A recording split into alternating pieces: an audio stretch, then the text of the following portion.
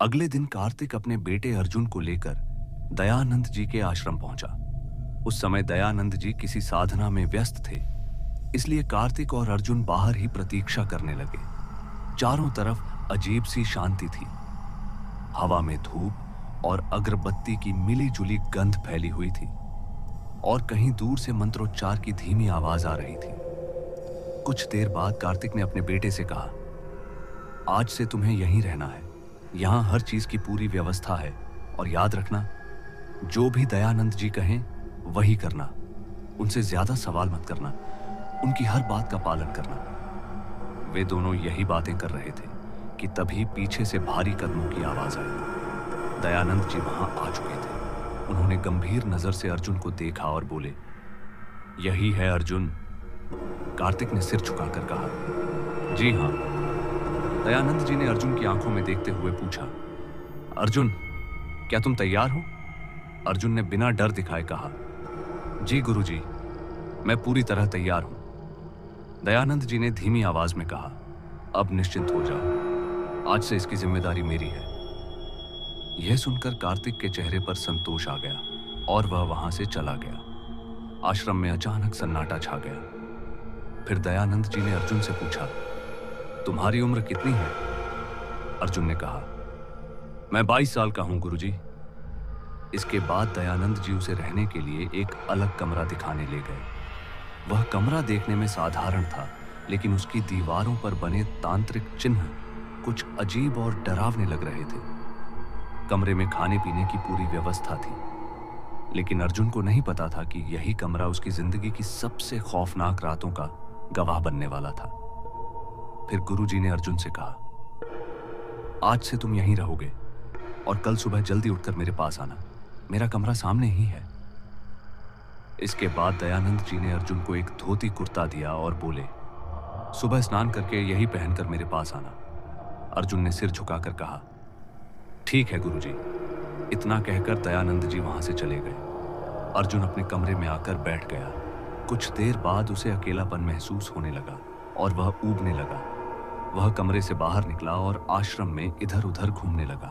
तभी उसकी नजर एक युवक पर पड़ी जो लगभग उसी की उम्र का था।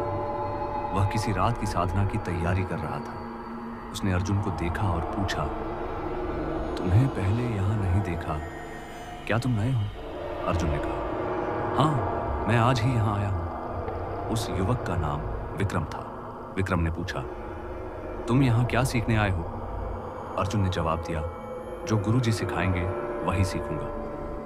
विक्रम हल्की मुस्कान के साथ बोला, गुरुजी के पास कई जटिल और खतरनाक साधनाओं की विधियां हैं। तुम जो चाहो वह साधना गुरुजी तुम्हें करवा सकते हैं। अर्जुन ने कहा, ठीक है। हालांकि अर्जुन को साधना में रुचि तो थी, लेकिन उसे इन रहस्यमयी विद्याओं के बारे में ज्यादा ज्ञान नहीं था। फिर अर्जुन ने विक्रम से पूछा, वैसे मुझे कौन सी साधना करनी चाहिए और तुम कौन सी साधना कर रहे हो? विक्रम का चेहरा अचानक गंभीर हो गया। उसने धीमी आवाज में कहा, मैं इस समय जल पिशाचिनी की साधना कर रहा हूं। यह 21 दिनों की साधना होती है और आज मुझे करते हुए 6 दिन पूरे हो चुके हैं। यह सुनते ही अर्जुन के शरीर में सिहरन दौड़ गई। विक्रम ने आगे कहा, लेकिन कोई भी साधना करने से पहले कई मंत्र सिद्ध करने पड़ते हैं। सुरक्षा घेरा लगाना सीखना होता है, तभी जाकर कोई साधना सफल होती है। अर्जुन चुपचाप उसकी बातें सुनता रहा, लेकिन उसके मन में कहीं ना कहीं जल पिशाचिनी का नाम गूंजने लगा था और वह नहीं जानता था कि यही नाम आगे चलकर उसकी जिंदगी का सबसे बड़ा डर बनने वाला है। अर्जुन ने उत्सुकता से विक्रम से पूछा, मुझे साधनाओं के बारे में थोड़ा विस्तार से बताओ। आखिर ये सब होता क्या है? विक्रम ने चारों तरफ देखा, जैसे कोई उनकी बातें सुन न ले। फिर धीमी आवाज में बोला, मुझे सिर्फ जल पिशाचिनी साधना के बारे में ही जानकारी है। अगर कहो तो मैं वही बता दूं। अर्जुन की आंखों में चमक आ गई। हाँ, जरूर बताओ, विक्रम ने कहा। वैसे तो जल पिशाचिनियां कई प्रकार की होती है और अलग अलग स्थानों पर निवास करती हैं। अर्जुन ने पूछा, कितने प्रकार की जल पिशाचिनियां होती हैं? विक्रम ने कहा, नाम तो बहुत है, लेकिन मुझे कुछ ही के बारे में पता है। फिर उसने धीरे धीरे नाम गिनाने शुरू किए। जलराज्य पिशाचिनी, नीलकंठी जलरानी, श्मशान जल भैरवी काल जल, यक्षिणी नाग जल पिशाचिनी। यह सुनकर अर्जुन की रुचि और भी बढ़ गई। उसने तुरंत पूछा, इनमें सबसे ताकतवर कौन होती है? विक्रम का चेहरा गंभीर हो गया। उसकी आवाज में अजीब सा डर उतर आया। वैसे तो सारी जल पिशाचिनियां बहुत शक्तिशाली होती हैं, लेकिन 3 ऐसी होती हैं जिन्हें सबसे उग्र और सबसे खतरनाक माना जाता है। पहली, तांत्रिकों द्वारा बांधी गई जल पिशाचिनी। कुछ प्राचीन कथाओं में कहा जाता है कि पुराने समय में बड़े बड़े तांत्रिकों ने सबसे खतरनाक जल पिशाचिनी को मंत्रों से किसी तालाब या कुंड में बांध दिया था। उस जलाशय को कहा जाता है तांत्रिक बंधन कुंड कहा जाता है। वहां रहने वाली जल पिशाचिनी साधारण इंसान को देखते ही पागल कर देती है, मंत्र सुनते ही प्रकट हो जाती है और साधक की आत्मा तक बांध सकती है। दूसरी, श्मशान जल पिशाचिनी, सबसे उग्र। वह जल पिशाचिनी जो रहती है श्मशान के पास बहती नदी में, जहां रोज शवदाह होता हो, श्मशान की राख नदी में बहती हो और जहां रात में कोई जाने की हिम्मत न करता हो, उसे कहा जाता है श्मशान जल पिशाचिनी। कहा जाता है कि वह मरी हुई आत्माओं की शक्ति से और भी भयानक हो जाती है और साधक की एक गलती उसकी जान ले सकती है। तीसरी, राज जल पिशाचिनी, सभी की रानी। सबसे खतरनाक होती है वह जल पिशाचिनी जो सैकड़ों साल पुराने कुएं या बावड़ी में रहती है। ऐसी बावड़ी जहां पीढ़ियों से कोई पानी न भरता हो, लोग कहते हैं, वहां से आवाजें आती हैं। रात में पानी खुद लहराने लगता है, उसे कहा जाता है राज जल पिशाचिनी, जो सभी जल पिशाचिनियों की रानी मानी जाती है।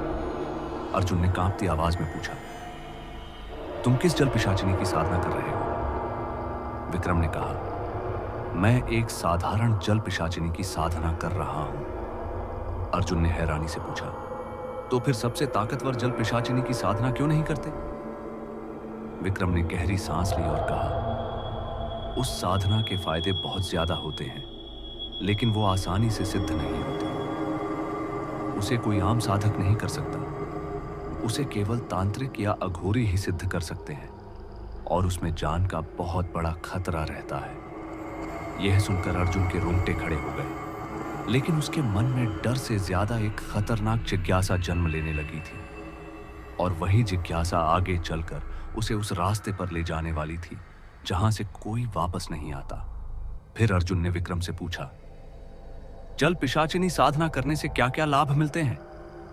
विक्रम कुछ पल चुप रहा, फिर धीमी और गंभीर आवाज में बोला, लाभ भी हैं और बहुत बड़े नुकसान भी। उसने चारों ओर देखा, जैसे कोई सुन तो नहीं रहा, फिर बोलना शुरू किया।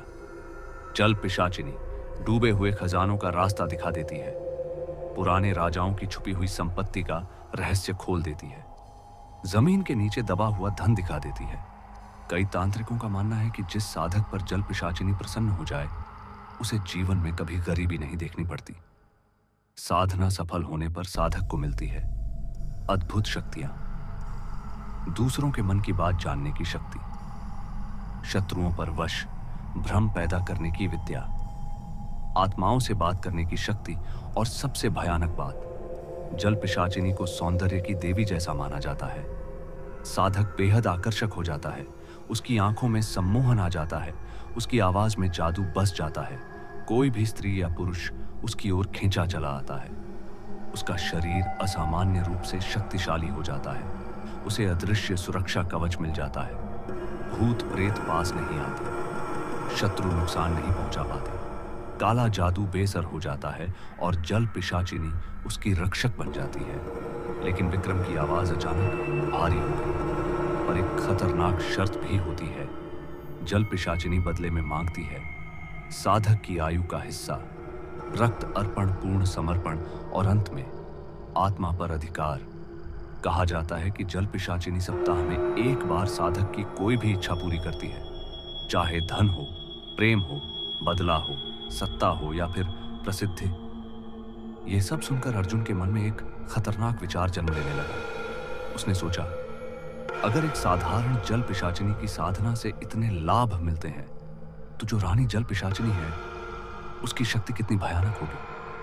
उसी पल अर्जुन ने मन ही मन निश्चय कर लिया, अब वह सबसे उग्र और सबसे खतरनाक राज जल पिशाचिनी की साधना करेगा। विक्रम ने कहा, तो ठीक है अर्जुन, मैं चलता हूं, बाद में मिलते हैं। अर्जुन ने कहा, ठीक है। विक्रम वहां से चला गया। अर्जुन भी अपने कमरे में लौट आया और देर तक जल पिशाचिनी की साधना के बारे में सोचता रहा। रात गहराती चली गई। आश्रम में सन्नाटा छा गया और कब उसकी आंख लग गई उसे खुद भी पता नहीं चला।